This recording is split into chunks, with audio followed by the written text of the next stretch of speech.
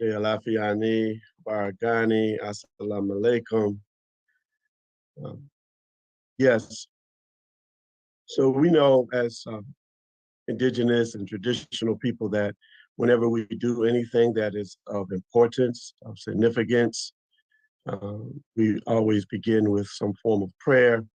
We always begin with some form of recognizing spirit, because spirit is always in our life and 24/7. However, we just pause to honor and reverence their great energy. We also pause and honor the great energy to recognize of our ancestors who are also always with us. But we just pause at this time to bring them into the circle formally as we begin this important gathering today. We do that in a form what's known as a libation. We pour water usually onto the earth. Uh, we sometimes substitute that when we're inside and pour it into a plant.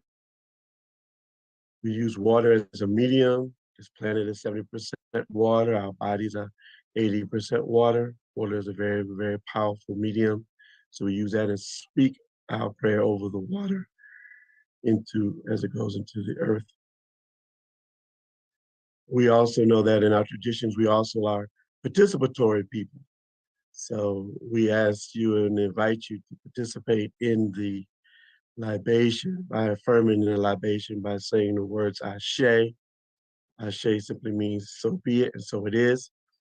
And also, if you're more comfortable with saying Amen, that's fine. If you're more comfortable with saying Ami, that's fine. If you're more comfortable with saying Aye Bobo, that's fine. And your way of honoring and participating in this prayer. I know most people are muted, so I don't know if I'm going to hear any Ashes. So, and there's also a point in the prayer Tambiko, also known as libation, where we invite you to consider those ancestors that are important in your life that are important for us to recognize in this gathering as well. Well, I'd like everyone, if we would, I don't know, should we answer? Mrs. J has had her hand up since the beginning. Should we answer her question or should I go on? Or should she take her hand down? Okay.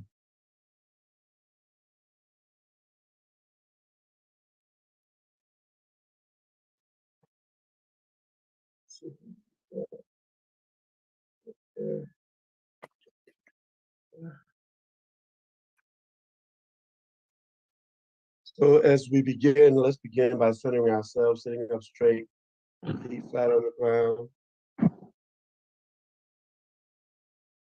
We're going to take a few deep breaths in, breathing in slowly. Breathing out slowly. Let's become fully present to this now moment, releasing all thoughts of other activities and things going on in our lives, commitments made. We just want to be totally present in this now moment. Let's breathe in again slowly. And breathe out. Divine Spirit, source of all things, known by many names, sometimes called God, Allah, Jehovah, Yahweh, Oludumare, Inyame, Alsar, Set, Amen, and so many, many more expressions. We give thanks and praises. Just honor your presence in our life. We honor your power, your cosmic intelligence, your guidance, your creativity. We say Ashe. Ashe. Ashe. Ashe. Ashe. We recognize that this power is so phenomenal. It subdivides itself into what we call angels, orishas, netarus. When we learn how to tap into those powers, they can give us additional support on our earthly travels. Ashe. Ashe. Ashe. Amen. Ashe.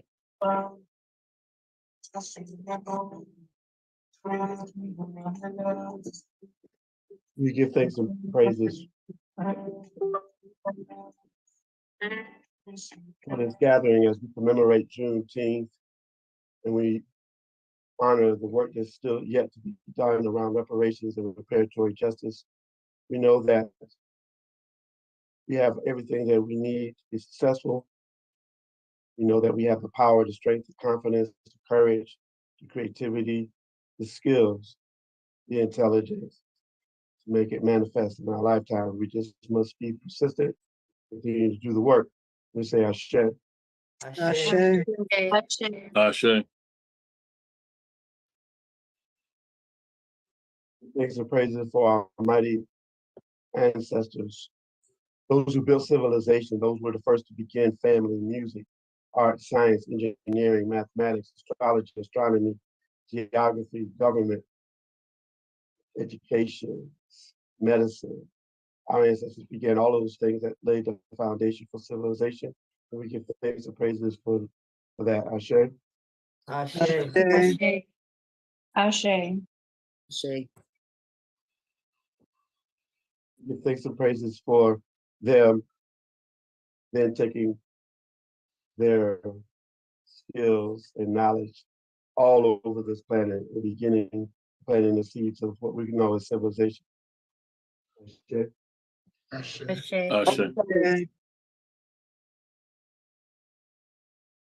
Yet we know there was a time when invaders came into the lands. We fought and we resisted. Ashe. Ashe. And yet some ended up becoming a part of the African prisoner movement across the Atlantic Ocean to what's now known as North America, Central America, the Caribbean, and South America. And they were forced to continue to build civilization there. Ashe. Ashe. Ashe. Ashe. Again, there was resistance, so we support and acknowledge the resistors. Ashe. Ashe. Ashe. We want to recognize also the four directions in the north, Ashe. east, Ashe. west, and the south. Ashe. Ashe. Ashe. Above and below. Ashe. Ashe. We want to recognize our connection to Mother Earth, to all of the trees, rivers, waters, oceans, rocks, animals, insects, birds. We recognize all of our relations and our divine connection with them. Ashe. Ashe. Ashe. We recognize all of our ancestors who, in whatever way, contributed to resilience and African excellence, whether they were musicians or healers or artists or inventors or maids or cleaners or engineers or inventors or teachers or nurses or whatever way, fathers and mothers and grandmothers and grandfathers and aunts. Give thanks and praises. Ashe. Ashe. We pour the last libation for our children and our children's children and those yet unborn. And we support and we give thanks and praises for our allies and those who support us in doing this work. Ashe. Ashe. And then we pour the last libation yet for our children's children's children, those yet unborn. It's our prayer that what we do today by commemorating Juneteenth, what we do today in furthering the work of reparatory justice and reparations, what we do today in building strong families, and everything that we do bring us to create a better world, those yet unborn and those who will come behind us, and such that they will honor the work that we did in our time. Ashe. Ashe. Ashe. Ashe.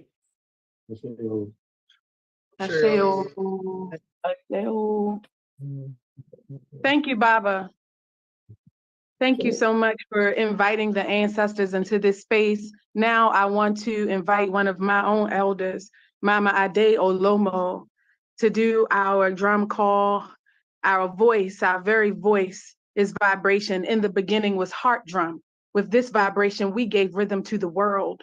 On this beat, we sing life. We are the rhythm people. And so out of our mouths is the vibration that creates and manifests.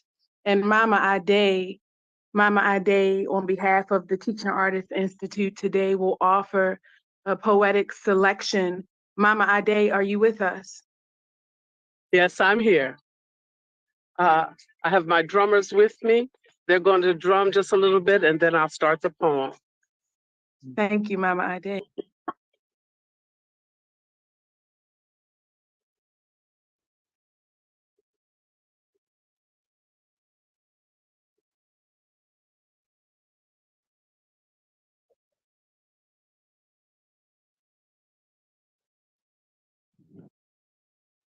Come here and then. We can't hear the drummers. We'll make sure that in the recording, you will be able to hear every vibration. Zoom sometimes doesn't fully acknowledge. I want you to know my fear.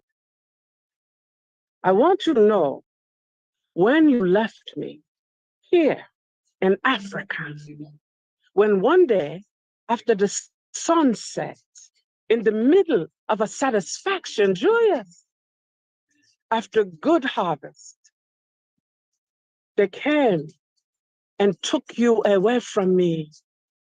That very day, they took my love away from me. They took my soul away from me, broke my heart, confused my spirit.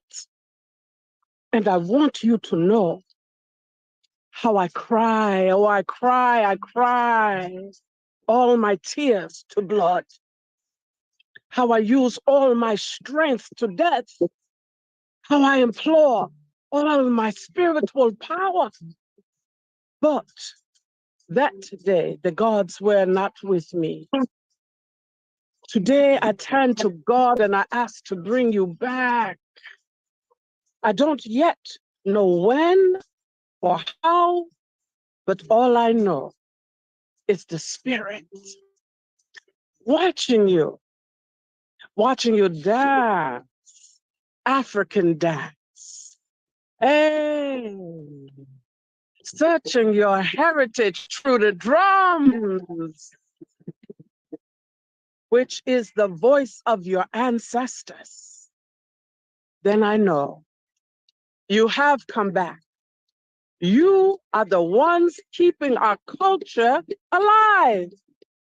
And all I can say is, welcome home, my child. Welcome back to Africa. Ashe, Ashe. Ashe. Ashe. Yay. Next up, we're going to have Baba Jumoke say a few words about Juneteenth's commemoration and reparatory justice.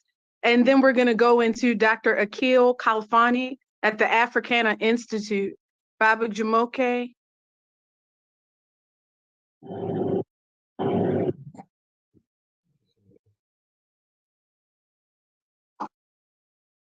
Baba Jumoke, are you still with us? Yeah, I'm here. I'm here. Can you hear me? Yes.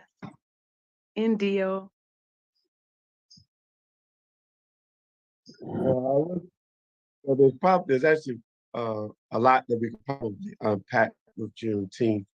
However, I just think there's one important distinction that should be made is that sometimes we may see on T-shirts where people will discuss Juneteenth as independence, and that's not accurate.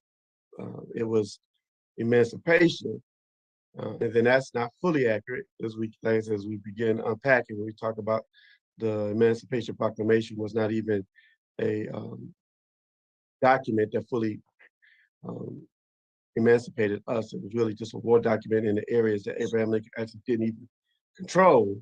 But And so there was actually the 13th Amendment that ended slavery in the United States. And then even that had a qualifier on it, which was based on the fact that you could still be made enslaved if you are convicted of a crime. So it's a complicated story. And then, but what I really wanted to just bring to the conversation specifically is the idea that, part of reparations is really about, and the United Nations definition talks about this, restoring people to the place that they were before the crime happened. And I think in a lot of the conversations that I hear lately, I don't hear that conversation in a sense to me, because what that would look like to me in the area of preparatory just reparations is really a form of re-Africanization, meaning that we had our own forms of education before the enslavement period, before the war in our countries. We had our own forms of resolving conflict, i.e. Elders, councils, and things like that. We didn't use this court systems, judiciary system. We had our own forms of raising our children. We had our own forms of spiritual traditions, our own languages, our own cultures, our own ways of being. And that part is, I think a conversation that needs to be lifted up more in the reparations movement. How do we repair and restore ourselves to our traditional ways, some of the cultural and institutional ways that we use to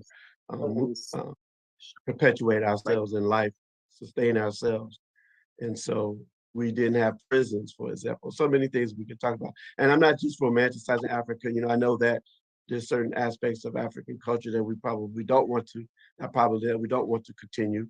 I could think of female circumcision, for example.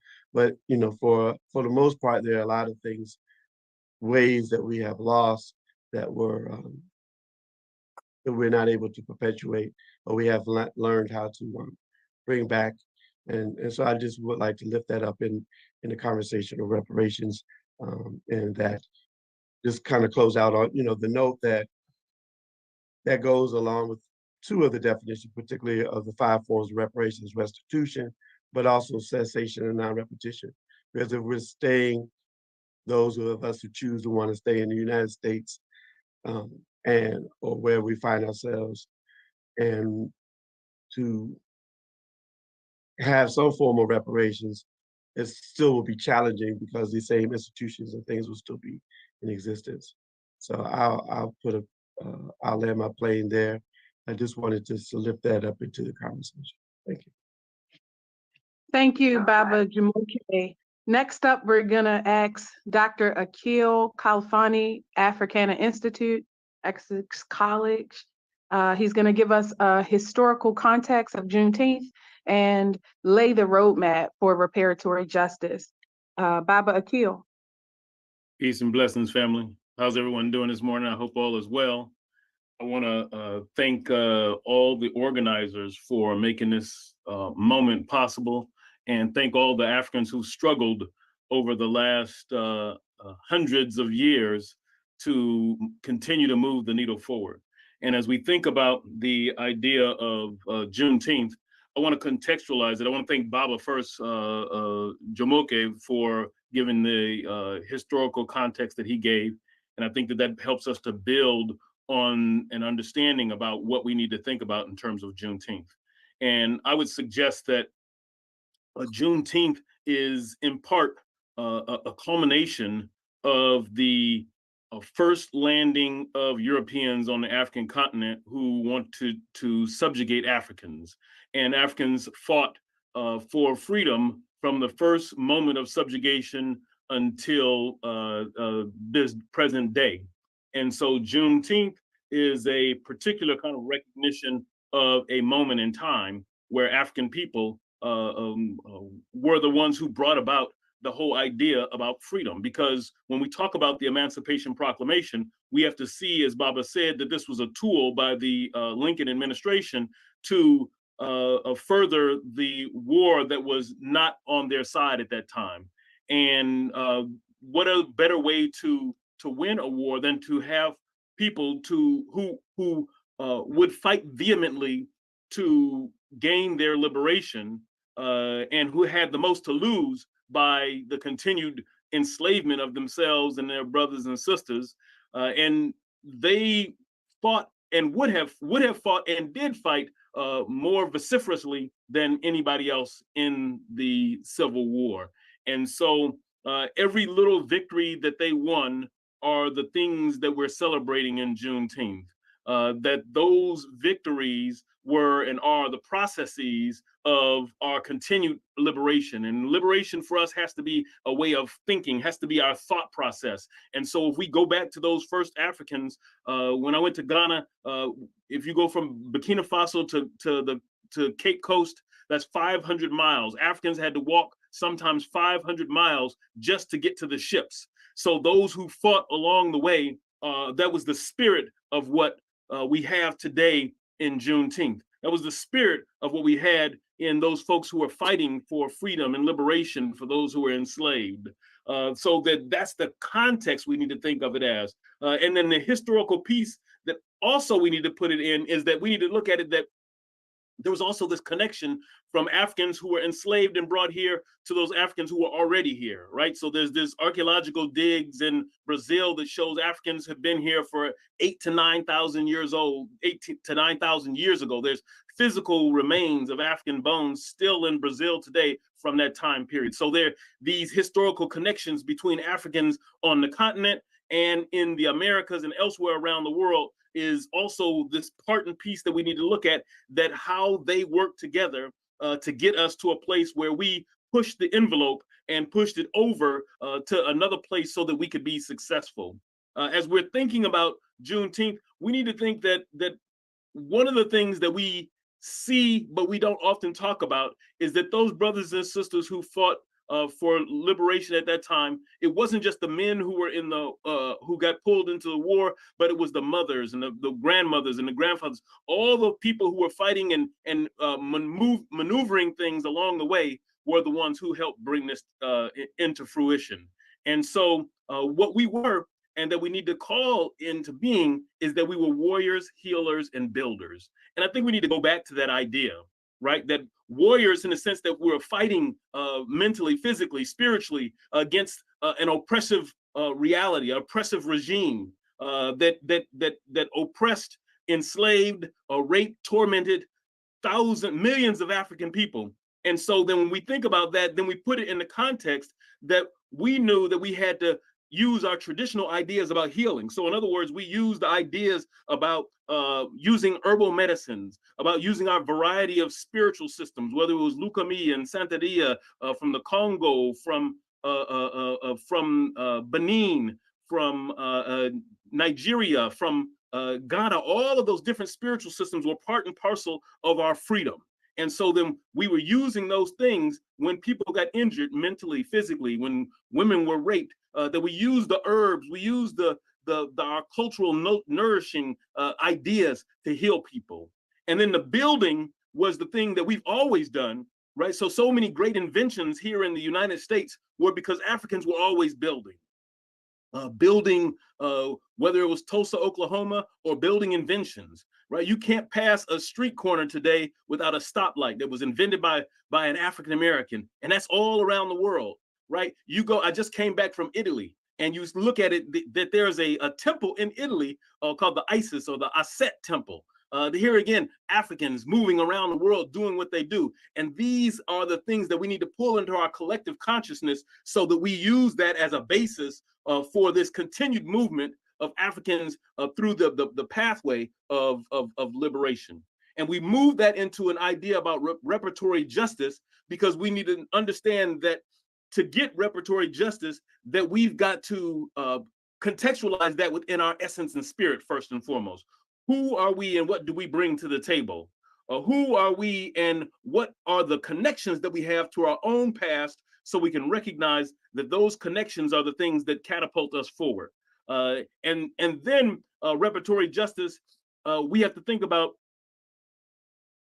let me contextualize this. There's a long push for HR 40 in the United States.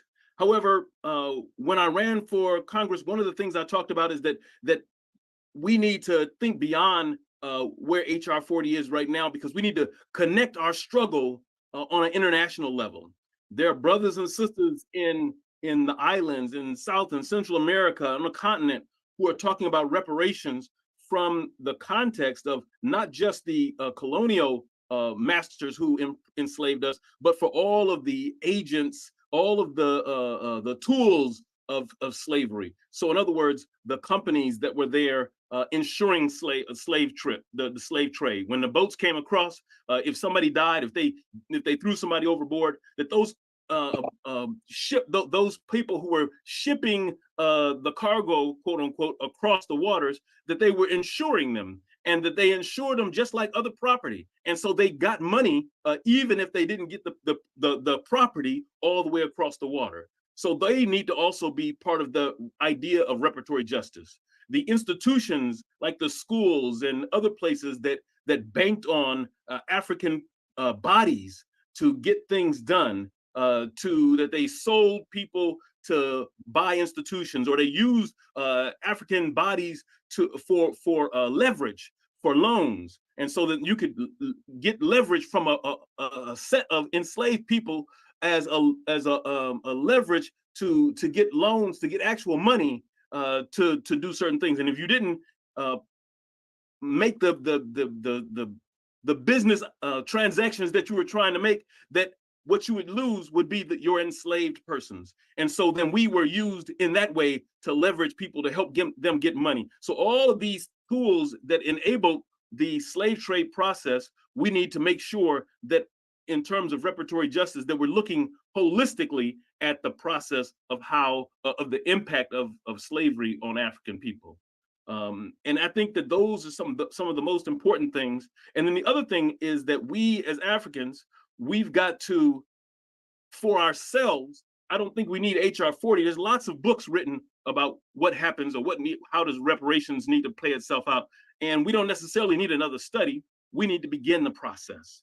We need to begin to take the first steps. And some places have moved in that direction. And we ourselves need to come together on a global level, not just in the United States, that our brothers and sisters in the Bahamas, the brothers and sisters in Jamaica, in Trinidad and Tobago, in Guyana, in all of these places, in Brazil, that all of them on the continent, that we need to come together and have just a conceptual idea about reparations that will catapult the narrative to the next level. And then we have to define how we're going to use that, so that our money doesn't just circulate back into the hands and to the pockets of those who oppressed us in the first place. That becomes the other part of the problem, right? So that we need to use an idea like Tulsa, Oklahoma, where the money circulated many, many times in the community. And that's how we're going to use the reparatory justice to build that to something greater than just a lump sum of money that we get at one point in time, and then we transfer it back to someone else's hands. And I think that if we can do that on an international basis, on a global context, then I think that we build African transformation in a way that we haven't maybe thought about, we haven't contextualized. But I think the main thing is that we need to do so looking at being warriors. We have to continue to be warriors. We have to continue to fight for reparatory justice. We have to be builders. We have to build the spaces and places that we're going to do that. We have to build the systems that are going to make that ensure that. And we have to be healers, because we still have traumatic things that have impacted us. And so we have to continue to heal the wounds so that we're not fighting against each other or allowing other folks to come in and to be wedges between us in our push forward, so that we then use where we are and what we're doing to uplift us as a whole. And we need to do that on a physical, a spiritual, a political, educational, a mental, all these different facets we need to be thinking about, those and more. And if we're holistic in that fashion, then we will transform what we're doing to something that's greater than what we thought we could achieve. And our ancestors, we must call on, knowing that they have already pushed in the directions that we're headed, and that we use that ashe, that power, as a basis for continuing to move forward. And I'll stop with that. Thank you, Dr. Keel. We appreciate that historical view of the significance of commemorating Juneteenth and the imperative that we use this platform as an opportunity to stand on the shoulders of our ancestors, working for the great repairing. Reparatory justice has not begun. It's not a new conversation, and we are beyond the study. We know what needs to be done, and now we are amplifying what is already happening to repair because it's already begun. Thank you for acknowledging that. And as a part of that repairing, what we've done within the Pan-African community is we've begun to identify allies, entities and organizations that want to be a part of the process, that want to be a part of the repairing. And so recently I've joined the Women's International League for Peace and Freedom. And while at the third permanent forum for people of African descent, an opportunity for us to connect with the best of our minds globally in Geneva this past April, the Women's International League for Peace and Freedom, they hosted a side conversation, a parallel conversation about how they can participate in the process. How can they be positioned to help with the repairing, to use the microphone that they have, being in special consultative status with the United Nations? How can they use that microphone to help us build, connect, and continue the repairing, the reparatory justice? And so, Sophie, before we begin our panel discussion, making the case for reparatory justice, I want to invite you back to share a few slides with us about what WILF is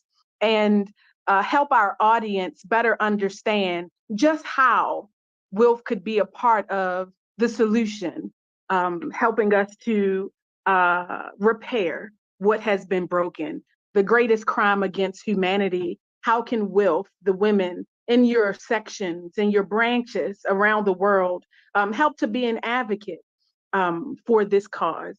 Sophie? Thank you. Muchas gracias, Kim, and thank you to everyone. I am part of WILF. I joined the organization late last year, but I am also an activist. I'm from Argentina, and I'm feeling very inspired by these conversations, and I believe that they need to reach every territory. So can you see my screen? Yeah, I think so. So a little bit, as Kim was mentioning, WILF is an organization that has 109 years. It was created in 1915. So it basically started with the attempt to stop war, to prevent conflicts, and to advance the causes of anti-militarism and peace building. Within the years, 109 years, of course, it's a lot. So the programs and the purposes and vision goals of the organization have been shifted. But it's important for all of you to know and that it is a membership-based organization. This means that we work with sister activists, networks, coalitions, and civil society organizations around the world. We have sisters and sections in Africa. We have around 15 groups in Africa. We have in Latin America, in Europe, in the Middle East. And we try to advance and collect together our vision, which is, as you see, a world of permanent peace built on feminist foundations of freedom, justice, nonviolence, human rights, and equality for all, where the people, the planet, and all its other inhabitants coexist and flourish in harmony. How do we achieve this vision? I'm gonna go really fast on the goals and the actions that we do, because I want to focus on the questions that some of you submitted for this webinar, and how can we already take the steps into the reparatory theory, put it into practice, and how can we support and be part of that. Our goals, as you can see, are related to transforming mindsets. We do that through a series of programs, violence prevented, feminist alternatives, and a powerful movement. And then specifically these four goals that have their different shapes, and I can share our international program, that it's a document that guides it's our path, I would say, that guides our commitments. The actions that we take to put that into place are basically three.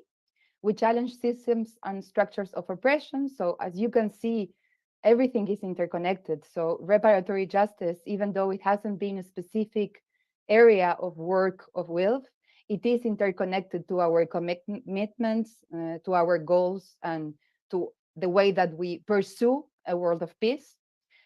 We also promote inclusive and peaceful solutions to conflict. We are involved in different conversation at advocacy level and in multilateral spaces, for example, with the Security Council 1325 resolution to promote a gender lens to conflict resolution in different territories affected by conflict. And we also, the last part is we strengthen feminist peace activism. As a membership-based organization, for us, activists and the grassroots groups and the human rights defender, but also the environmental defenders are at the heart and at the core of our actions. So for us, it's really important to understand our members, what are the needs, but also in the present times, what are the things that are shifting and that are affecting the movement for peace, for militarization, demilitarization, and for justice. And I wanted to say that already 100 years ago, acknowledging that WILF has a colonial root, I would say, because it was created in the global north by a group of majoritarian white women, acknowledging that beginnings, it always has been distinguished what's the enemy, what's the root of and the causes of war. And we are very clear that the enemy, I would say, even though it's wrong that I'm using enemy, we shouldn't use militarized language. But the problem today, and has always been, patriarchy, militarism, nationalism, capitalism, and in particular, racism and colonialism. So these destructive forces, with global reach, with different shapes in territories, but connected to the same root, are the ones that are dividing us from each other and from the earth, and are really threatening the very future of the planet. So knowing how the situation it is today, we ask ourselves, and this is why I believe that the universe put Kim on our path, and I had the pleasure, the enormous pleasure to meet you in person this year earlier in the US, to ask ourselves how we adapt to this challenging present while imagining a peaceful future.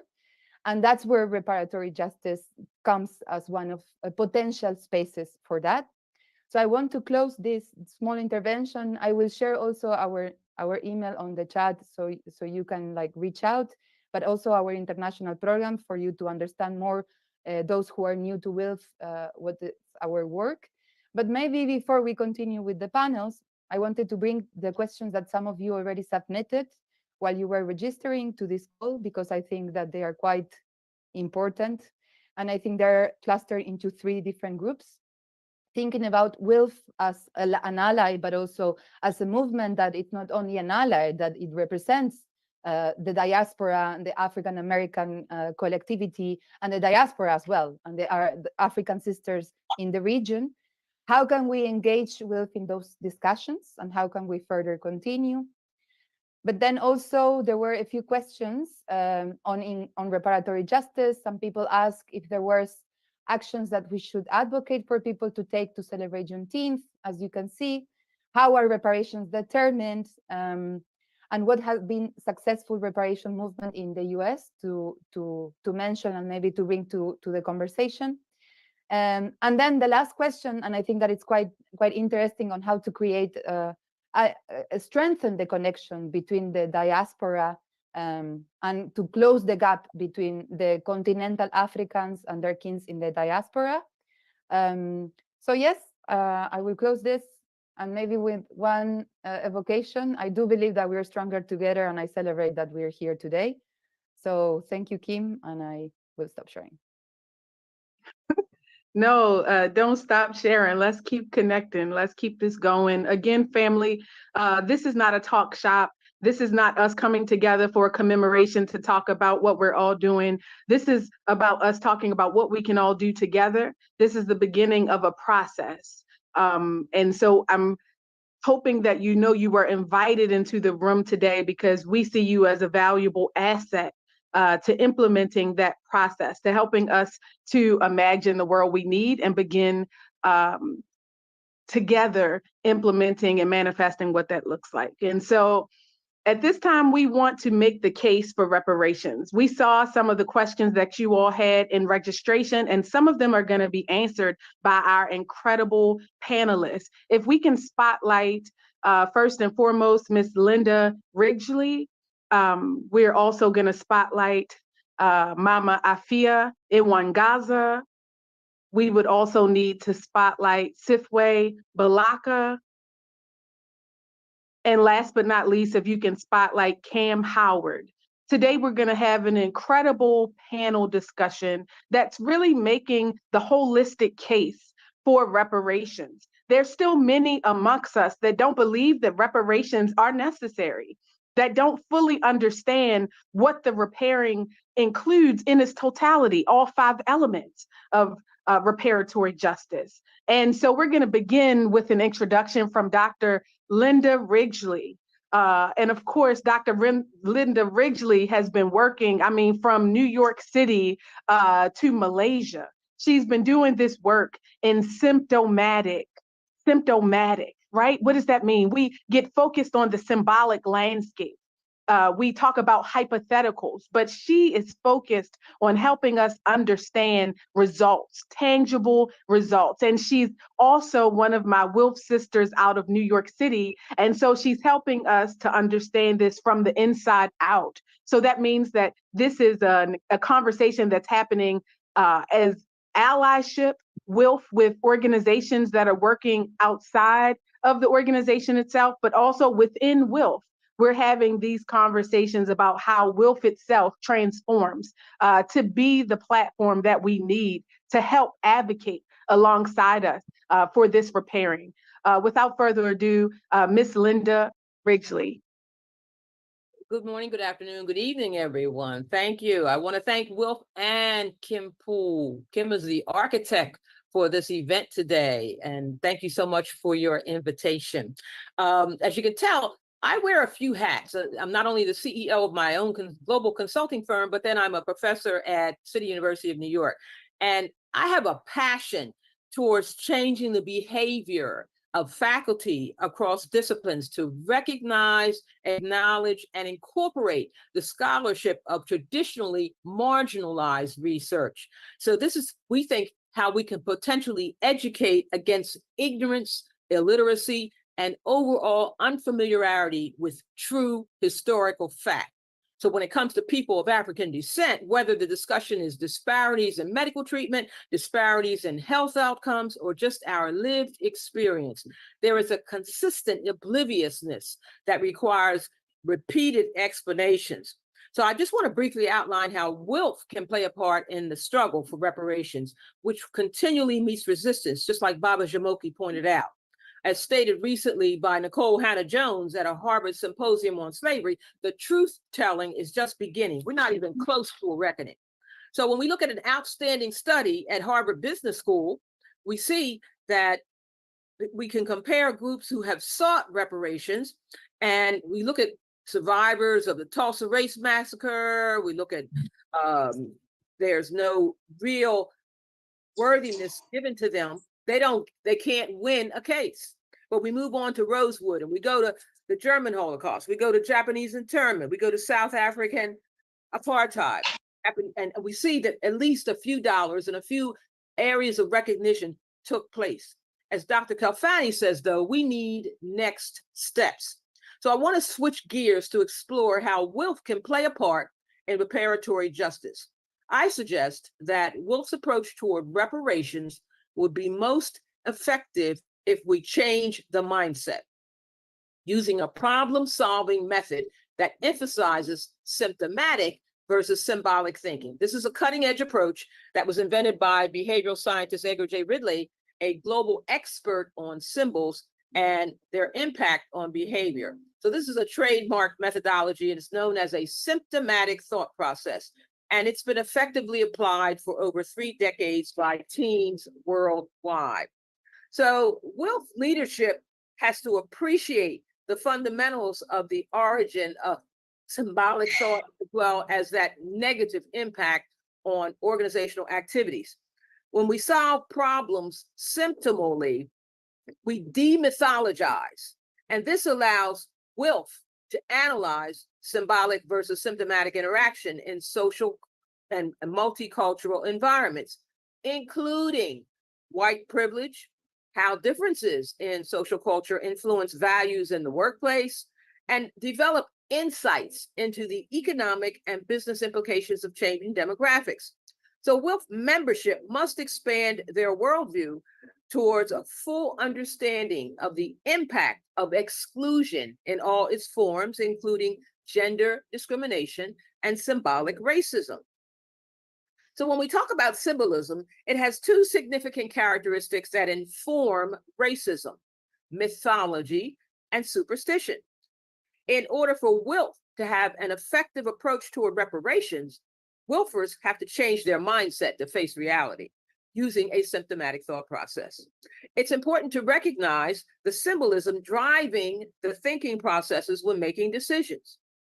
Wilf's organizational environment, domestically and internationally, presents endless opportunities to exercise judgment free of the boundaries of symbolic thinking, stereotyping that hinders perception of the accomplishments of people of color. Then Wilfers can then develop the ability to identify and appreciate symptomatic thinking, leading to transformative ramifications for equity in Wilf. So in closing, as we address reparatory justice, Wilf can be a major player if Wilfers expand their knowledge base regarding the drivers of social and political issues. To be an effective partner in the reparations effort, it is essential that Wilfers develop a new mindset that challenges assumptions and corrects mythologies. By thinking and behaving symptomatically, by adopting courageous approaches, Wilfers can explore new tactics that will liberate the organization and make it more inclusive for all participants. I will stop there. Thank you, Dr. Ridgely, for that incredible introduction. Next up, we would like to introduce Sifwe Balaka, the Minister of Foreign Affairs for New Africa. Sifwe, are you with us? Abene and Sumna, greetings. Greetings, everyone. It's an honor to be here. I want to thank you for having this event so that we can educate our people and move forward. I'll make my comments brief. Let's go to the moment, June 19, 1865. Let's go to that moment, because this is the reason why we're here, using this event for a purpose. At that time, those 250 or 60,000 people in Texas, they went from being chattel slaves to something else. There was a status change. Now, let's go and look exactly what was that status change. Okay, the Emancipation Proclamation, which was 2 years prior, had allegedly changed the status of the chattel slave to an emancipated being. And on Juneteenth, 2 years later, you have these people in Texas. They are now went from chattel slavery to something else. At that moment, were they citizens of America? No. 14th Amendment had yet to be ratified. So they weren't citizens. They were no longer property of the white slave master, but they weren't citizens of the United States. So what were they? And what rights did they have? What was their position in the world? They were an alien race, or they were African people living in an alien territory. They weren't citizens. They had no place in American society. And at that moment in history, they were not under any jurisdiction. If we are to conceive of those ancestors at that time as no longer chattel property and free, and yet they're not citizens of the United States, to whom do they owe their allegiance to? It's not the United States, they're not citizens. So at that moment, they were free. And if we stop to think about it, that new class of people had to decide what is going to be its future destiny. Are we going to stay where we are and try to build an independent society or nation of our own? Are we going to try to return back to our ancestral homelands in Africa? Are we going to try to integrate and become part of American society? Do we want to be citizens? Because we weren't citizens yet.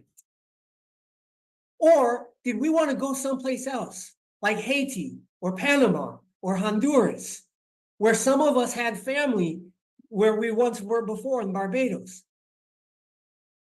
These were the natural, profound questions that were facing our ancestors at this moment.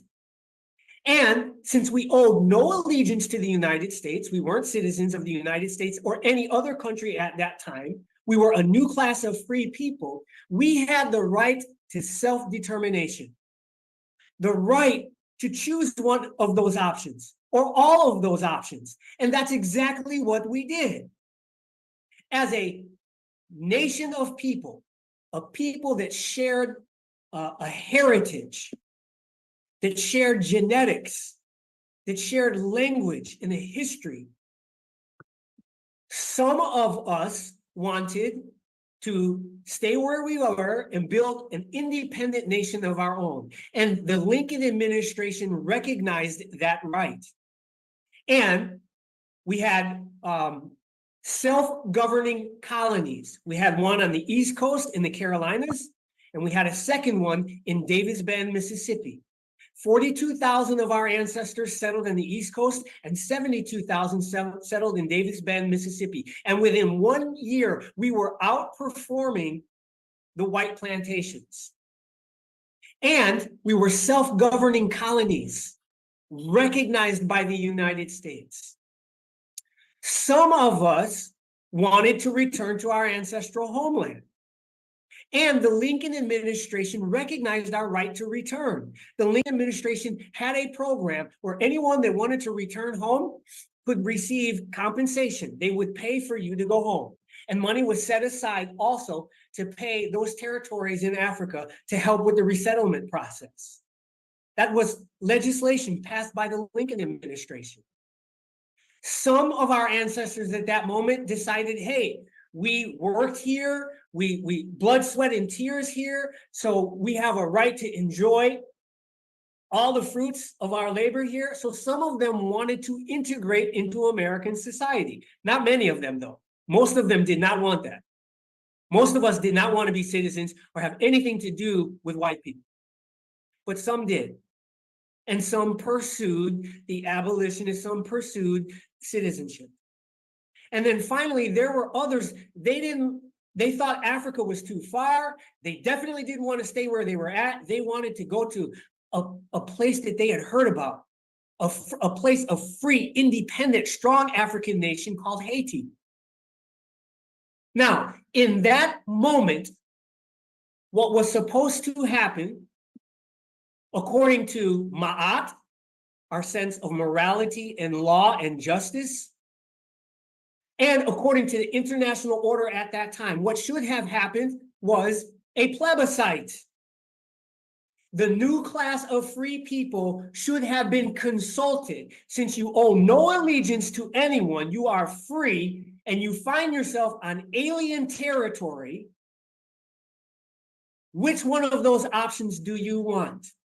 And each one of our families should have been able to declare what they thought was best for them. That is what should have happened on January 1st, 1863. That is what should have happened June 19th, 1865. And that is still what needs to happen today, because we have never been consulted on our political and future destiny. And so this is why the Provisional Government of the Republic of New Africa has, since its founding on March 31st, right, 1968, pursued and promoted a plebiscite, which is a vote of the entire electorate, all 50 plus million Black people in America, right? We call them New Africans. I'll get into that in a minute. There are 29 million of us of voting age. And under international law, there have been 114 plebiscites since World War II that have established more than 60 new nations. Why haven't we been able to establish and have a nation of our own recognized? The reason is because when they murdered President Lincoln, there was a coup, right? An American coup murdered the president, and the next day took away the law that recognized our right to have self-governing colonies leading to independent nations. That was canceled. Also, the legislation that provided for our compensated voluntary repatriation back home, that was canceled. Because certain white people realized that now that we find ourselves as free people, no longer 3/5 human, 5/5 fully human, that would cause the population of the South to increase overnight, which means Southern states would have more representation in Congress and the Senate. And so these white people decided, as long as these new class of free people, these Black people in America, are now going to be counted for representational purposes, we should give them the vote, because they're going to vote for us in the North. They're not going to vote for those Southerners. So a political calculation was made to impose citizenship on us through the 14th Amendment. Now, we need on June 19th, on Juneteenth, we need to emphasize that if we were free people, a nation cannot come to you and force you to become a citizen. Could you imagine North Korea coming right now and telling all of us we are now citizens of North Korea? That doesn't happen. A nation cannot impose citizenship on a people without their consent. This is what we must teach, that there has been a massive fraud which took away our right for our self-governing colonies to become independent and our voluntary compensated repatriation. We have fraudulently been taught that we are citizens of America. Yet, I challenge each one of you, who in your family was consulted to get their consent? And when did they vote for which destiny for your family? This is the historical imperative that we must have now. And the reason why this is related to reparations is this. At that moment, June 19, when we had a status change, before that, our status was chattel slaves. But what was our status before we were chattel slaves? That is what we must be repaired to. The status that we had before the military invasion, before the war, the declared war, The war that was declared June 18, 1452 by Pope Nicholas V, that gave authority in the name of Jesus Christ to the King of Portugal to invade, fight, subjugate, take all the possessions, and reduce those people to perpetual servitude. That is a declaration of war, and it's a declaration of a special category of war called total warfare. It does not distinguish between combatants and civilians. When the invasion of our ancestral homelands began, we had a number of free, sovereign nations. Some were states, some had sovereignty that was retained at the village or the household level. But we were not subject to alien jurisdiction or foreign rule. That was our status. When the invasion came, ordinary people, women and children, not soldiers, people who were going to the market, people who were fishing, people who were in their fields farming, were captured as prisoners of this war. Now, international law today says that we retain the status as prisoners of war until our final release and repatriation.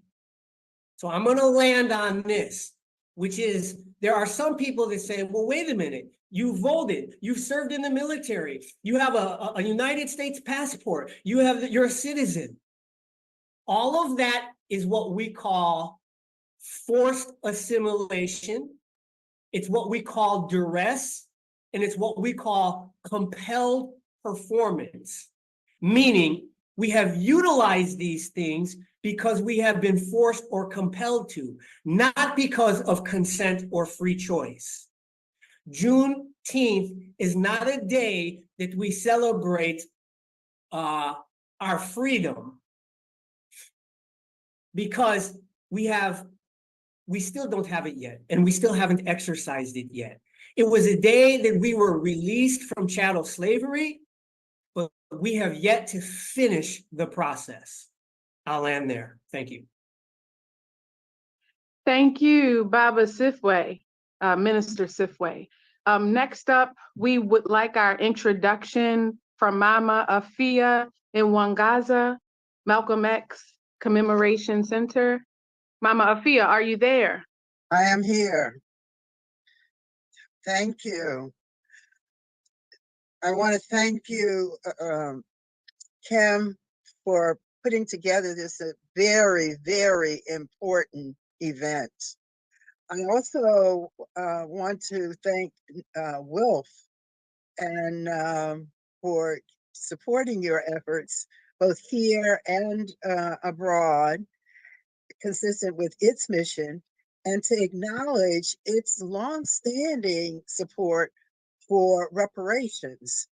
I would call attention to the fact that it was Wilf that supported Cobra and Adjoa Ayatoro in the participation in the preparatory conferences leading up to the formation of the Durban Declaration and Program of Action that established the fact that slavery, apartheid, colonization are all crimes against humanity and always were. That in addition to Adjoa and Cobra's leadership on the global establishment of the global reparations movement was Brother Roger Wareham and the December 12th movement. And I encourage folks to go on YouTube and find the documentary Durban 400, where 400 of us from around the Western Hemisphere came together, worked together over a period of years in anticipation of the 2001 World Conference Against Racism. and producing the Durban Declaration and Program of Action, and who together were able to have the Declaration of a Crime Against Humanity. There have been other studies coming out of the University of the West Indies that established the fact that lifelong slavery to which we were subject was always a crime, even in European jurisprudence. And I would urge you to look that up as well. In fact, I would urge you to, in your note taking, to look up any subject or conclusion that any of us make. I am a conscious citizen of the founding Republic of New Africa, which remains in existence, headquartered in Jackson, Mississippi, and led by Sister Mayat. I would say that, excuse me, the cornerstone of reparations is self-determination, and that the restoration, the essence of restoration, has to be restoring us to our free, independent, and sovereign selves individually and collectively. We can begin that process by simply beginning our changing our own language. That's something that we can do that doesn't require risk taking. It doesn't require any cost. It's simply changing our own minds. And that change of language means using active, operational, legally effective language. The first of which is to stop referring to our ancestors as slaves. Our ancestors were Africans who were enslaved, which gets us back to our roots. Who are we? CPOA did not go into a full discussion of what it means to be a new African. So I will briefly, which is to say that we are a combination of African and with European influence and produced and becoming a third culture, a liberation culture, because our essence has for the past 400 plus years been to struggle to reclaim, reconstruct, and assert our humanity as Africans in a hostile environment. And it's out of that, the heat of that hostile environment, that we have become a, for lack of a better term, a third culture, a third people, new African people. As represented by citizens of the Republic of New Africa. I think, those of us who are in other areas other than what has become called the United States have the right to embrace that term as well, but also have the right to choose their own, some of which encourage us to choose Afro-descendant as a formal characterization. We must no longer refer to our ancestors, enslavers, as owners and masters. They were enslavers. That is, it's significant if we're saying that a crime was committed, then who committed the crime? If we embrace the term slave and for our ancestors and owners and masters for their oppressors, their enslavers, then that's a right relationship. That's a correct status. I don't think that we are agreeing that that is a correct status of our people who were captured, kidnapped, and held in bondage. We must not refer to that process, that industrial process of capturing, kidnapping, and enslaving our ancestors as trade. At a minimum, using the language of today, it was trafficking in human beings. Beginning to change our language helps us to begin to change our mindset and begins to prepare us for participating in a plebiscite and understanding why a plebiscite is necessary. And a plebiscite is not where we have a handful of privileged among us to sit in a room or at a conference and decide what constitutes the results of a plebiscite. Nor does a plebiscite require that each and every one of us participate in that exercise. What it does require is that we have actual knowledge, meaningful knowledge, and an opportunity, meaningful opportunity to participate in the decision-making process as proposed in the plebiscite, and even more than that, the decision that comes out of it and how it's implemented. Simply because there are some of us who are fortunate to travel, to participate in international conferences, to even participate in Zoom, does not authorize us to make decisions in the name of or speak for the masses of our people. There are ways of assessing that, and we have an obligation to use our abilities to ensure that there is a meaningful participation from our people. When a manufacturer sells a new bar of soap, that they figure out what the sample is, who has to be in the sample, how big it has to be, what's the quantum and quality and the nature of the questions that have to be asked. Black people should not be deprived a second time by ourselves of the right to make a determination. So we must have knowledge so that, and access, so we have knowing consent. Juneteenth is a distraction. Juneteenth appeals to our baser senses, for lack of a better term, on one hand, and on the other hand, it's self-medication, because we continue to live in such a hostile, exploitive environment.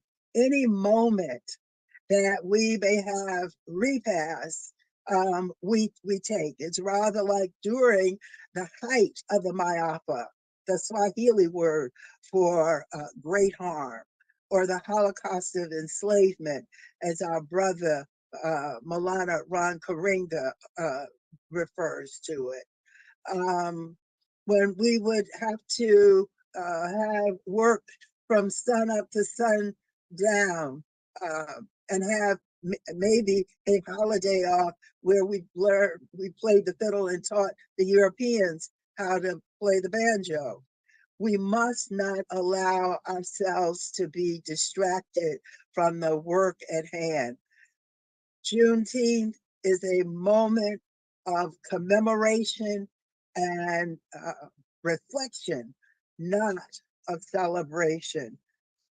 It is important that we interject that into every such celebration occasion, more accurately, where we are encouraged to be distracted. That the goal, that the responsibility has to be the restoration of ourselves to our free, independent, and sovereign persons, individually and collectively. While the United Nations has set out 5 elements that it says defines reparations: acknowledgement, compensation, restitution, rehabilitation, cessation, and non-repetition. We as a people must define what those elements are. We as a people, not as benefits, continues to benefit those of us who have the greatest access to the system in which we are still held. Thank you. Thank you, Mama Afia. Incredible. Next up, our next introduction, Kamm Howard, Reparations United. Please do your introduction, and then we'll begin posing our questions to the panelists. After we pose our questions to the panelists, we're going to go into our community testimonials from around the world. Kamm Howard, Reparations United. Thank you, Sister Kamm. It's a pleasure to be here, and it's a pleasure to be on here with all these distinguished panelists, as well as those in the who are viewing. It's a tremendous encouragement and inspiration to the work that we continue to try to do in the goal of reparations. Before I get into my program, my presentation, I should say, I want to just say quickly that when we talk about Juneteenth, we have to remember that the celebration that took place was almost a year-long celebration. And it was a celebration for that amount of time because those Africans who were freed had to travel all around the state of Texas and some other states to find their lost ones. And when they found them, they had a celebration. And it took some of them a year to find their lost ones. And so the Juneteenth celebration, it is also the origin of the Black family reunion in America. And so when we have these discussions around Juneteenth, we also want to have discussion around the Black family. The Black family here in America is very fragile. And we cannot talk about reparatory justice and not talk about the family, because the family is the primary social unit of any culture, of any people. And we have to have more focus on the Black family. It's an economic unit.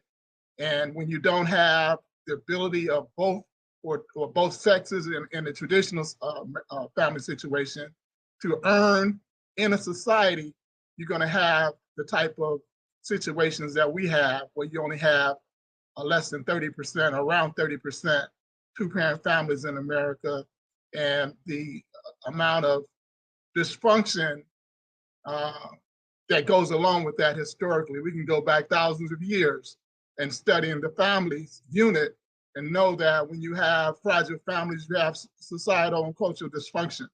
And so we cannot even talk about any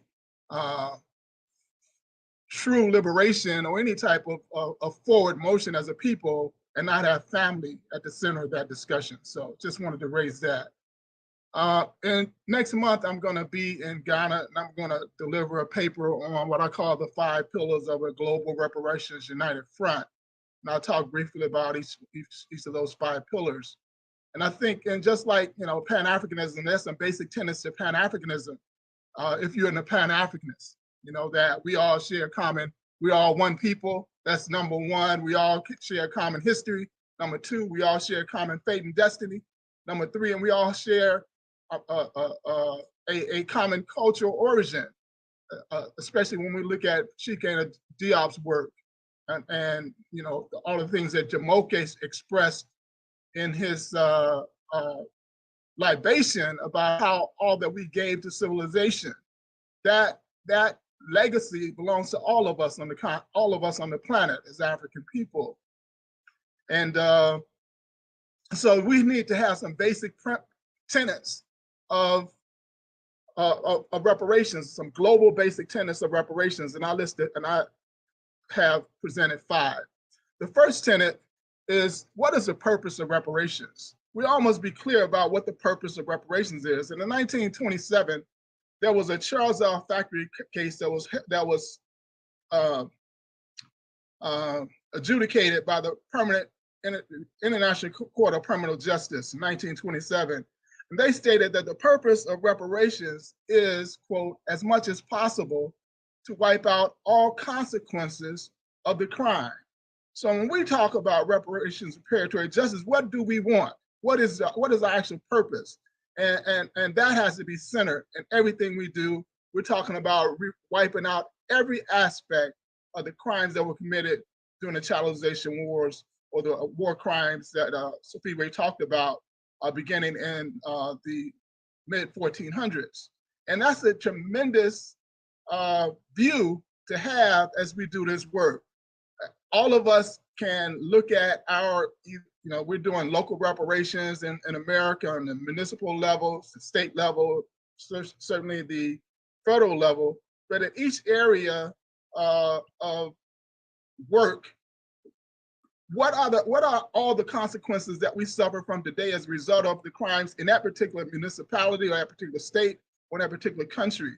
And so that's what, we really have to, that's number one, is that we understand fully the purpose. We don't want reform. We don't want, that's not the purpose to be reformed. That's not the purpose to maintain a subjugated minority position in a particular nation or country or wherever. Our purpose is to wipe out all consequences. And that's really to have a sovereign consciousness, a self-determining consciousness, and a self-determining reality. And as Marcus Garvey said, we need to be talking about building the superpower somewhere on this planet for African people. So number one is the purpose. And this, again, under international law, is laid out as wiping out all consequences. Number two is, what is the foundation from which we base all of our reparations claims? So I don't care if you're in, in Norway and you're African, or you're in America and you're African, or you're on the continent and you're African, you're in South America, you're African. What is the foundation in which we base our claim of redress on? And we go to international law. We go to actually the World Conference Against Racism and the Durban Declaration of Program of Action, which I put in the chat was the greatest Pan-African victory we've had since we've been here under these, these conditions of subjugation. And what do I mean by that? In 1998, a brother from the En 1998, went to Geneva, Switzerland, and met with a brother from Sudan who was a lifetime diplomat there. And he said there should be a World Conference Against Racism. There hadn't been one since 1978. That was the second one. And he thought that there should be a World Conference Against Racism. And he pitched his idea to the brother, and within a year it was being announced that there would be a World Conference Against Racism that would be held in Durban, South Africa. Roger Wareham then went to America, came back to America, and began to organize what became the Durban 400. And in the process of doing that, when they announced there would be a world conference, they had to have preparatory conference. So each geographical zone has a prep-com meeting to determine what they would go to the world conference, what language they would want in the outcome document, what they wanted debated at the world conference. And so Roger Wareham and the December 12th movement and others, they went to the GRULAC, or the Group of Latin American Caribbean States. They knew they couldn't do anything with the West Group, which was United States, Canada, Australia, and Israel. So they went to the Group of Latin American Caribbean States, and they stated we should go there. We should not all go to Durban with all of our individual issues of African people. We should go there with a clear focus on three things. One, that the transatlantic slave trade was a crime against humanity, and that we should be held up under that particular status. Two, that there was an economic benefit to these crimes, that you see the prosperous states on the planet all had their prosperity built on this particular criminality. And you see the people who are on the lowest status on the planet are the victims of that criminality. So there's a continued impact. And then three, that reparatory justice was due. And so they got the Group of Latin American Caribbean States to agree on that language. America balked. They threatened them. The Latin American states said, okay, we're going to change language. We can't go there. The Caribbean states said, well, if y'all do that, we're going to succeed out of this GRULAC body. And eventually the Latin American states came back, and that language went to Durban. But then there was another strategy, another component that was needed. When they got to Durban, the 400 that was there had to lobby all of the governments to get them to agree to this language. And when they went to the Asian group says, well, what does the African group have to say? We're not going to do anything to the African groups that has something to say. and Mama Afia can tell this story even better. And then they had to lobby the African group, and the African group came on, and then they eventually got the Asian group, the European group had some challenges, and America was totally upset. They walked out along with Israel, and Canada and Australia, the other two nations of the West group, abstained from voting, but every other nation voted yes for the Durban Declaration Program of Action with these three primary components within it.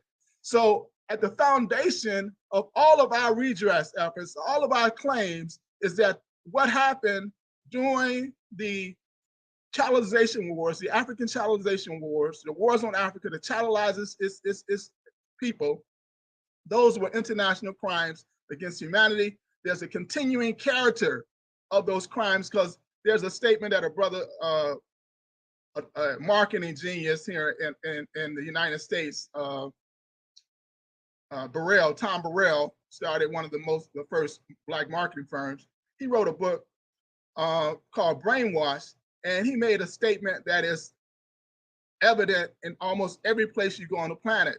And he says that Black folks are on the top of every bad list in America and on the bottom of every good list. And if you look at African life, wherever we at, especially in these white settler nations, you'll find that to be the truth. But also, if you look at African continents as opposed to European continents, you'll find that African continents on the bottom of every good list and on the top of every bad list when it comes to Human Life Index. And so that's the continued impact, the continuing character of these crimes that began in 1438, I believe, with the defeat of the city of Sirte on West Africa. And if crimes against humanity were engaged in, and there's a continued character of those crimes, then it is a moral and legal obligation to redress those crimes. So when we struggle for reparatory justice, we're struggling on the fact that we have that these nations and other entities have a legal obligation to address these crimes that were committed. And as Mama Fia said, they try to say that the law these were not crimes at the time they were committed, but we have all type of documentation saying that, it was recognized. These were recognized as crimes against humanity. The European nations didn't establish all of international law. There was a small body of nations. There was all type of African nations that were really the foundation of international law before the chattelization war. So we can document that these were not legal actions at the time that they were done, and therefore there's no statute of limitations, and they have a right to redress them, but we have to demand that, and we have to enforce that, our right to be repaired. So number one is the purpose of reparations, wipe out all consequences. Number two, the foundation that these were crimes against humanity. And number three is the process. How do we get to this aspect of wiping out all consequences? And Mama Fee also talked a little bit about that. What Illinois Law Commission, the International Law Commission, which is a body of international lawyers that supports the United Nations for issues of international law, they came out with their draft articles for wrongful acts committed by state. And they stated that to get to wiping out all consequences, the state must engage in full reparations. Full reparations, they went on to explain, had these 5 components that you need to engage in order to get to wiping out all consequences. And so full reparations, Mama Fia says, the cessation and guarantees of non-repetition. First thing, you must stop the bad acts if they're continuing. And then restitution is returning people back to where they would have been, create policies, programs, and actions that return the people back to where they would have been had they not been injured in the first place. Compensation is for the egregious acts, that were committed.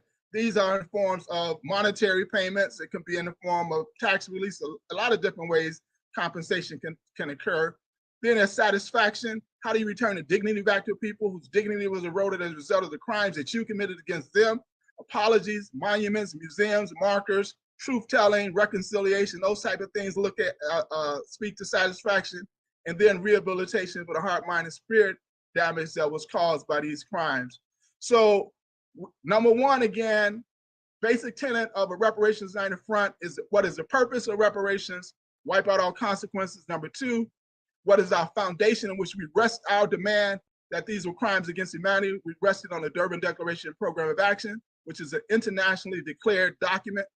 Number three, how do we get there to wiping out those consequences? Through the process of full reparations and special measures. That's another international concept. And so number four, who are the offenders? Now we know that these European governments are the primary offenders, but these European governments didn't act alone. In fact, some of them didn't even exist at the time of this process. You had to go back before that. We had to go back to, as Sophia would talk about, to the Catholic Church. We had to go back to other institutions, these universities that was built. We had to go back to these chartered corporations, because most of the colonies were actually chartered corporations.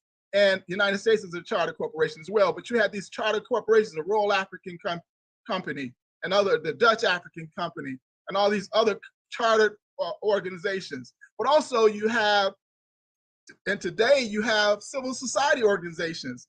There was a process created by Kermit Roosevelt, who was the grandson of Theodore Roosevelt, when they were trying to dispose of Shah of Iran. They created a bogus civil society organization and propagated all type of unrest and civil disobedience against the existing rulership. And as a result, there was an internal appeasement that caused for his demise. The same thing happened in Libya. The same thing happened in Zimbabwe with the movement for democratic change that came up to work against ZANU-PF. But this is also offending parties. So it's not only governments, but it's institutions, it's corporations, it's civil society organizations, and these international institutions like the World Trade Organization, IMF, International Monetary Fund, and others. These are all of the offending parties that we have to target when it comes to achieving our repair. And so we cannot let any of them off the hook, because they all were complicit in the current reality we have, and will be complicit in the future if we do not wrestle resources from them to begin to address our repair. And then finally, the fifth tenet of a global reparations united front is that we must engage in collective struggle. We can't be engaged in struggle in our silos, thinking that what we're doing in America is separate from what is being done in Europe, what we're doing on the continent of Africa is separate from what's being done in the Caribbean or in Central America or Latin America or South America. We have to know that we engage in a collective struggle for reparatory justice against global white supremacy. You're not going to have, as Kwame Nkrumah stated, Ghana will never be free until all Africa is free. None of us will be repaired until all of us will be repaired. And so that is the fifth tenet of a global reparations united front. And I hope that this will be adopted by the global community. And we'll definitely, I'm with the Global Circle Reparations and Healing. Again, I'll be speaking on this in next month. I hope to go to Lomé, Barbecue, talk about the 9th Pan-African Congress and present there the same issue of building a global reparations united front around these 5 tenets. So thank you for allowing me to share. Thank you, Baba Kamm, laying it down. And so we have a few questions for our panelists. We are going to ask that you keep it at 30 seconds, no more than a minute. But before we do, we need a cultural break, right? You all know that I'm an artivist, I'm a culture worker, and spirit matters at every element. It's not enough to be repaired, but the pedagogy of the repairing matters. How we achieve our victory, how we achieve our liberation matters. And so I want to acknowledge my sister from Turtle Island, Jennifer. Please offer us a vibration. What we just shared with our audience today, it was really heavy. And so I know what that can do to the spirit. So please raise the vibration, bring us in solidarity a song from Turtle Island. Jennifer, are you with us? Yes, good morning, everybody. Thank you for sharing so far. My name is Jennifer Falayan. I am Pueblo, Cherokee, and Aztec.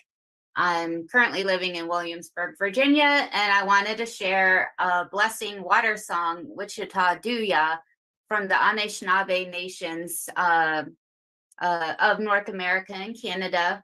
It's gifted as a river song, and as our Baba started us off this morning in a good way with offering libations through water to our ancestors, let us always remember the healing properties of water and our own healing journeys and our connections to water. Water is life, and water connects us all.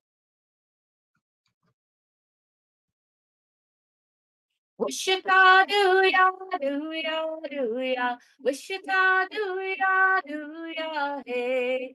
Wichita Duya, Duya, Duya, Wichita Duya, Duya, hey. Wishatanaya, hey, hey, Wishatanaya, hey, hey. Wishatanaya, hey, hey, Wishatanaya, hey, hey. Wichita Duya, Duya, Duya, Wichita Duya, Duya, hey. Wichita Duya, Duya, Duya, Wichita Duya, Duya, hey. Wishatanaya, hey, hey, Wishatanaya, hey, hey. Wishatanaya, hey, hey, Wishatanaya, hey, hey. Wichita Duya, Duya, Duya, Wichita Duya, Duya, hey. Wichita Duya, Duya, Duya, Wichita Duya, Duya, hey. Wishatanaya, hey, hey, Wishatanaya, hey, hey. Wishatanaya, hey, hey, Wishatanaya, hey, hey. Beautiful, beautiful. We always acknowledge our First Nations, Indigenous brothers and sisters, knowing that at every point in this journey, they've stood beside us. Those of us that were here, we came before Columbus. We've always had relationships with the Indigenous people on this soil. And so as we acknowledge and commemorate Juneteenth and how our first family reunions were birthed out of that search for reconnection, we also today acknowledge the stolen land and the Indigenous people that are not erased, that still exist, that are here on it with us. Thank you again, Jen. We stand in solidarity with you, and thank you for being here on behalf of your people to stand in solidarity with us. And so now we're going to move into our questions. Our first question is to Baba Kamm. Please tell us, what are the best examples of the repairing? We know that we're beyond research, we are beyond policies. For reparatory justice, we are well on our way. We've begun the implementation. Can you share with us the best examples of where the repairing has taken place around the world? I know a minute, it would be difficult to include all of those within the context of 1 minute. But remember, family, this conversation is only the beginning, only the beginning. And so, Baba Kamm, if you could do that for us. Sure. In 2009 at the Durban Review Conference, that's where I found out, and that's when I realized the power of the DDPA, that it had the potential to wipe out all consequences of everything we suffered from in the last 600 years by the presentation by the brother from Brazil and the brother from Zimbabwe. The brother from Brazil talked about the affirmative action. The first thing they did was they established a Secretary of Race. It's like a office of race in the country of Brazil, similar to a Secretary of War, Secretary of Economic Defense, or something like that. But they established a high cabinet level on race. They spent a year going through the country talking to people. They came out with an affirmative action program of education. They increased higher education among Blacks in Brazil, almost 50% over that particular time. They engaged in economic development that removed 20 million people from poverty in an 8-year period. And it was 20% of the people who were impoverished, about 25 million in 8 years. And in America, there was 20 million people in poverty. So they wiped out all of the number of impoverished Americans in that particular time.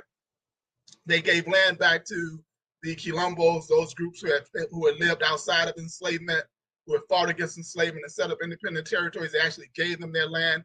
They created a law that made it illegal to discriminate against any Black person who practiced an African religion. And when the brother stated that, he got a standing ovation from every African in the UN chambers, because nowhere else on the planet is it illegal to discriminate against someone practicing African religion. And so that was monumental.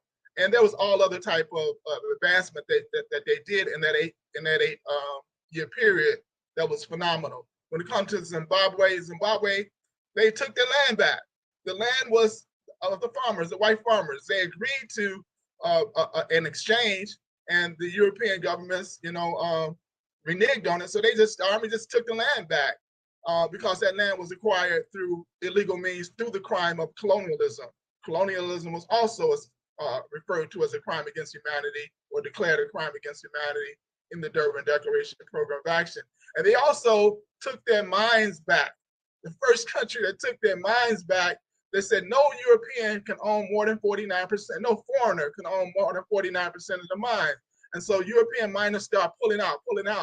But Chinese said, we'll take that deal. And other countries said, we'll take that deal.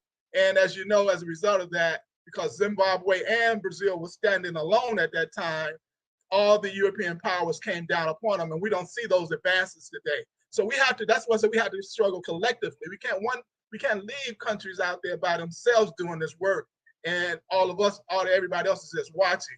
If every African nation had did like Zimbabwe and took land back, we would be in a different space today. Ashe. Next question is for Mama Afia. Mama Afia, as we explore reparatory justice, it forces us to look into the future. And of course, when we look into the future, we see our young people. We know that our elders are the guiding light for our young people. Mama Afia, can you tell us what is the role for young people in our movement for reparatory justice, and how important and significant is that to our sustainability?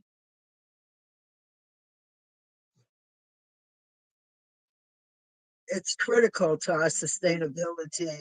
Just in the terms itself, there has to be intergenerational in order for it to be sustainable, because as we know that the elders have more days behind them than we do before us. There is an African quotation that I can't get together under the weight of this discipline, that says something to the effect of the young people can run the race, but the old people know the way. It is the combination of the two that gets us there in a substantive, life-affirming way. One is essential, as is the other. Thank you. Wow. Thank you, Mama Afia. The next question is for Miss Linda. Miss Linda, we know that you are working now in so many capacities, working as a professor, having studied business. If you had to put a number, a numerical value, you talk about tangible outcomes. When we look at the damages, the cost of the damages that have been done to us in all the tangible ways, what would you say is the number? If you had to put a number, and this question goes to Dr. Linda Ridgley, what are global African people owed from the systems that have benefited from the enslavement, or what we'll call the greatest crime against humanity? If you had to put a number on that, what would that number be, Dr. Ridgely? I'm sorry, I need a crystal ball for that one. Because I think that when we talk about economics, we're talking about putting a price on the head of enslaved people. When we look at people of African descent, there are many discussions in the reparatory justice community regarding who would receive the reparations. And so you've got different groups that are providing different economic scales. I think Sandy Darity and his wife have done a lot of work in that regard. I would not be the one to put a number on it. To suffice it to say, it's in the trillions. We can easily say that. You have this ongoing dialogue regarding should you, how many generations back should you go before a person is entitled? All of those are nonsensical in my personal view. But I could not give you a flat number, except to say it's a lot. And we also need to look at how we allocate these kinds of monetary stipends. Is it a check to someone? Is it investment in the community? Is it business opportunities that have been denied for 400 years? Is it recalculating what Black Wall Street would have been had it not been torn down? Is it visiting what kinds of medical discoveries we could create if Black doctors and Black medical students were not held back in their training? Is it revisiting? I look at the recent revelation that Black dialysis candidates have been held back for years because their numbers were inaccurately represented. And by the way, I apologize. There's construction outside my building, and it's incredibly bad. But I'm just naming different scenarios that can contribute to a bottom line number. So I will be the first to say we can't put a number over it, except to say that it would be in the trillions. So I apologize for not directly answering the question, but I'm trying to highlight the many ways it can be informed. Well, I mean, yeah, we can start with a few trillion. That's okay. That's a good number. We can start the conversation with a few trillion, right? The last question goes to Sifway. Sifway, we're here today on the platform for the Women's International League for Peace and Freedom, and they serve in special consultative status in ECOSOC and being a voice at the United Nations table. What would you like them to say alongside with us on behalf of reparatory justice? And what is it that you would like us to have them help us do, global African people, to push this forward, this mission forward on the United Nations platform?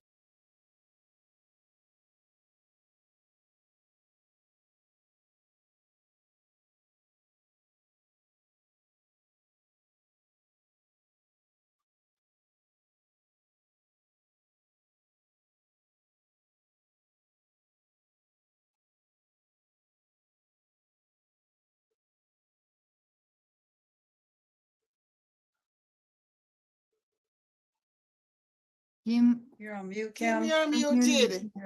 Kim, you're Okay. Sorry about that, family. And so now that I think Sifway is maybe lost his signal again, that's a part of the problem, right? Just having basic access to infrastructure. And so if he comes back, we'll have him to answer that final question for us. Meanwhile, it's important that we have community testimonials, not just from those of us as Afro descendants living in the diaspora, but for those of us that are on the continent that want to be a part of this repairing. When you heard Mama Ade's poem, there were damages left behind. The damage wasn't just those of us that were taken away. There were damages left behind And they also, nations on the continent, want to be a part of the repairing. And so we have testimonials from the community that want to say, now we're pushing up on our time, family, the end of our time. So we're gonna we're gonna keep our comments brief, but we're gonna start off with Prince Ayotunde Adebayo. Prince Ayotunde, are you with us? Yes, I'm here. Grand Rising, everyone. Grand Rising. Ekason in my language, which I believe every one of you are familiar with. Kassam. Ekason, yeah. And as a matter of fact, I've been hearing everyone and mostly everybody that I meet, African Americans, Black Americans, greetings with Ashe, Ashe, Ashe. However, the word Ashe is just like you say, okay, the prayer has been answered. But when you use it literally like it's a form of greeting. But it's, you say that after a prayer has been rendered, so that's like a stamp for the prayer, to be answered or it has been answered. By the way, my name again is Prince Ayotunde Adebayo Ishadipe. I'm a native of Ife, Ile-Ife in Nigeria. I'm from a royal family, no one can take that away from me. It's an inheritance, and I believe every one of us that are here who looks like me, definitely, you are princes, princesses, kings, and queens. Let's look at what happened to our ancestors that were taken away from Africa and see how we can actually work in bringing them back to the motherland. This is my project. This is the project that I've been doing with some of my partners since 2016. And in the course of this journey, in 2016, we were able to organize an event for His Imperial Majesty, Oba Adeyeye Babatunde Enito Ogunwusi, the Ooni of Ife, the cradle of mankind. We're able to organize an event for him, that was very popular, within certain community. But to my surprise, not many people, that have been talking about our cultural language, like Ashe, Kassam, and stuff like that, they are not even aware of who this person is. And my position, being one of the advocates for Pan-African Back to the Roots, I am going to, formally introduce, his name to you and to go online and look him up. Should I say, he's the representative of the Black race, just like we have the Pope, for the Christian world, and we have the Queen of England or the King of England, for the white race, and in general. So he's the representative figure of our main ancestors when we're talking about Obatala, Oduduwa, Oramfe, and so on and so forth, just to name a few. So we have been working violently in promoting and bridging the gap between Africa and African descent, by taking them back to Africa. So in support of the reparation program or the project, we have been doing this in support of that. And I'm gonna, some of the speakers that spoke earlier before me, most especially my very, very eloquent brother who represents the Republic of New Africa, Sifiwe Baleka. From your statement and presentation, I captured, a lot of valid and valued information, which I believe, we can use in order to, to collaborate together in the effort of getting our people back to Africa. So I would like to engage with you, also with my good brother who represents the Reparations United. What I captured from you guys, really, I'm really impressed. It really excited me. So I was even wondering if you guys are lawyers, you are legal practitioners, because what you presented here today, it's a bomb. When I say it's a bomb, I mean it's a bomb. I would like to work with you guys, you know, and I want to thank our princess, Kim Poole, you know, for the great work that you have been doing and for bringing this program together. You know, but one thing I observed, and that is of a great concern to me, is the fact that, you know, Africa is infiltrated, you know, with a lot of people that don't look like us. And, you know, when we're holding programs like this, you know, we still, you know, kind of observe their presence, but I'm not, you know, saying anything against any one of them, but it's just that this is one of the challenges that we are going through. I don't have anything against them. I'm not a racist or anything of any form. But when we look and think back about the history of what happened in Africa, we will notice that if you look at the Tunisia, Liberia, Libya, Argentina, Morocco, all these places, you know, were conquered by the Arab world, you know. So let us, you know, in what we are doing, let us try to be very mindful, you know, of all these things, because it's like when we are planning things and, you know, their presence is, you know, is observed, what we are doing sometimes, to me, that's to me as a person, I don't think it's going to work well. So, but I'm not using this to condemn. I really appreciate what you are doing. Again, it's a great thing that you are doing, and I'm in your support any day, any time, any moment that you invite me or that you call me. But to all my brothers and sisters, this is one of the challenges that I think we need, you know, to really look into. So once again, our tour to Africa has been ongoing since 2016. We have another one for 2025, Pan-African Back to the Roots. I already posted the domain name, the website. You can go there and study it.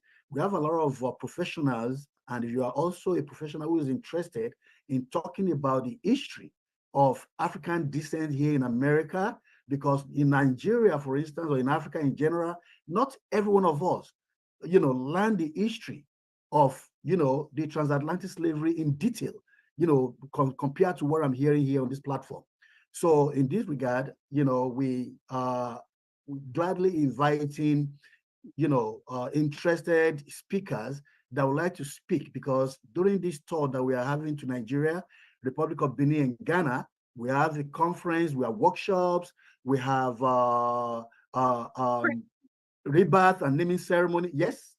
Bawani, Odabo, my sister. we are Okay. so appreciative of Thank all you. that you have offered. And what you remind us, when we look at the repairing, you remind us that while we were enslaved, Yes. colonization continued on the continent. And so That's there correct. has been invasion, and the occupation remains, and it is still exploitative. And so That's we correct. understand that our liberation is indivisible. And Right. so we thank you for showing up here to tell us not just about what you think, but also about what you're concretely trying to create to refacilitate the connection. Because today is about solutions, and it's about creating the future we need. Thank you for being a testimonial on behalf of the continent. We have another testimonial on the behalf of the continent, and we want you guys, please keep your minutes, your comments to 2 minutes or less, because we've already gone over our time, and we want all of our community testimonials to be honored and heard, because this is a global conversation. Next up, we're going to go to the Caribbean. We have Dr. Claire Nelson with us. Dr. Claire Nelson, are you with us?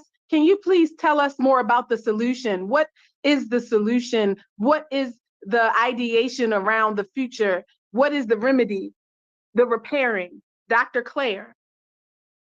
I just go straight in to say, on the subject of reparations, I am the voice of the Duppy conqueror, the voice of the stolen, the sold, the Atlantic crossing, drowning, sinking ships, the voice of the silenced, executed, displaced, raped, lynched, lost, the voice of the roasted alive, hung, drawn, and quartered, the voice of the rebels and the vanquished, the voice of the hearers and the shearers, of the unnamed and buried in unmarked graves, the voice that has no platform, the voice of the victims of the prison industrial complex, in the same shit system that valued I and I as chatter, the voice of the victors of the wars waged that have brought I and I this far. So here I now, you leaders who see only today and not tomorrow. Beyond the letter and language of the lawmakers, I am not economic man. And the stinking shit system cannot be unstinked by the laws that made the stinking shit system. So here I know, I am the Duppy Conqueror, a word of caution on the subject of reparations. If you sell me again, even for 30 billion pieces of silver, trading beads and more guns, I will haunt you to the grave, and you will wander with the undead, and no jamboree will welcome you to their dance. For I am the Duppy Conqueror. I am the voice of the jamboree. Here I know. And so as we think about reparations, I invite you to remember two other words. First, we must sing redemption songs. We must emancipate ourselves from mental slavery, recognizing that reparations to a future that is colonized by prognoses and policies and programs, planned policies and processes built on a plantocracy that we now exist in as wage slaves will not bring us the freedom that we want.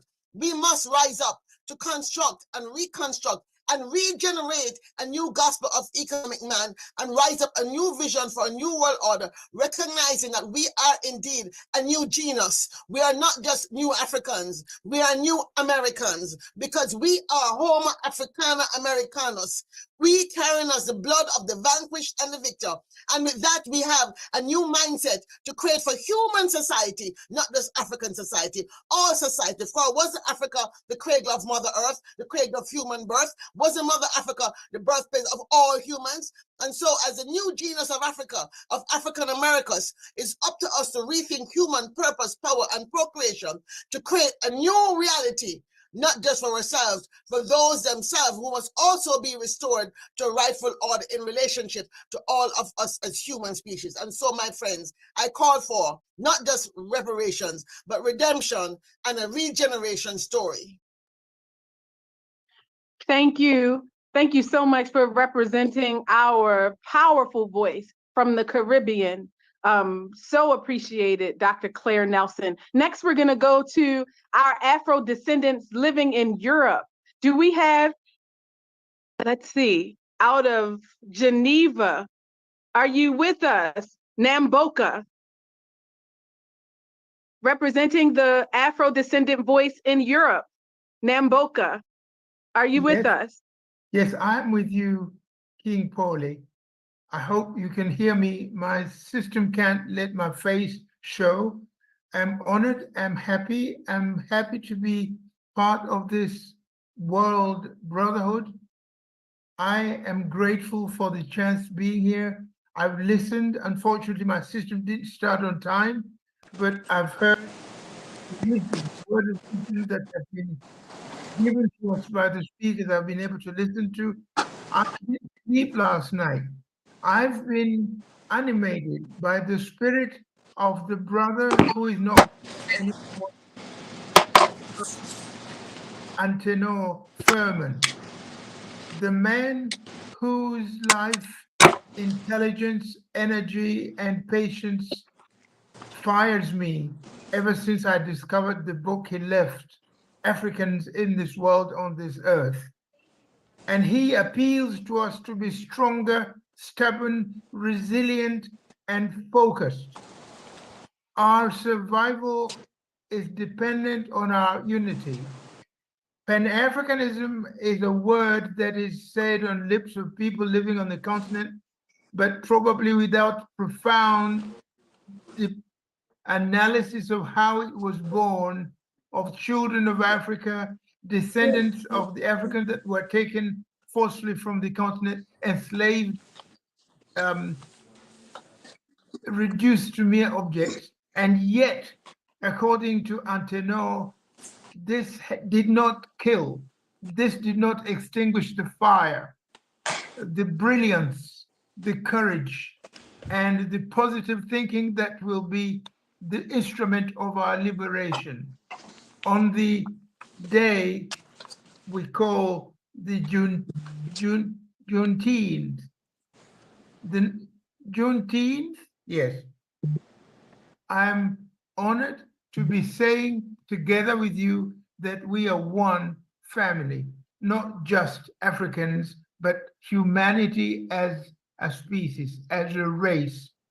I can't say very much more because this time is limited, but trust me, born on the continent, living abroad, having lived in the Caribbean, in the Western Hemisphere among you, and having met some of your most extraordinary individual personalities like Kim Paul, I have much pleasure in standing ready to make any contribution tomorrow in line with what has been said by great brothers like Howard, Kamm.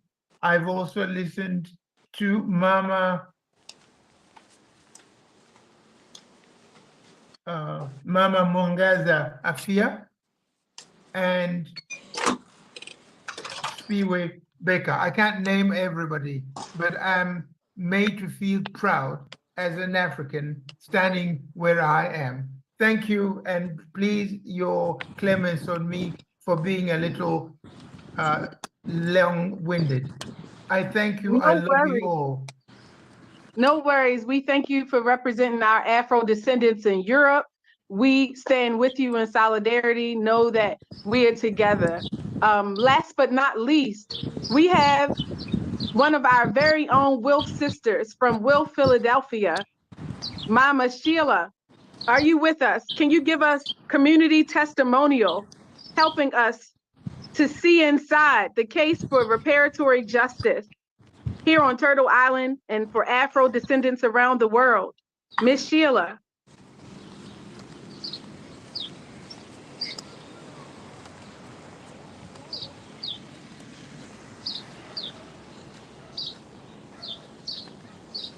Mama Sheila Harper, are you still with us?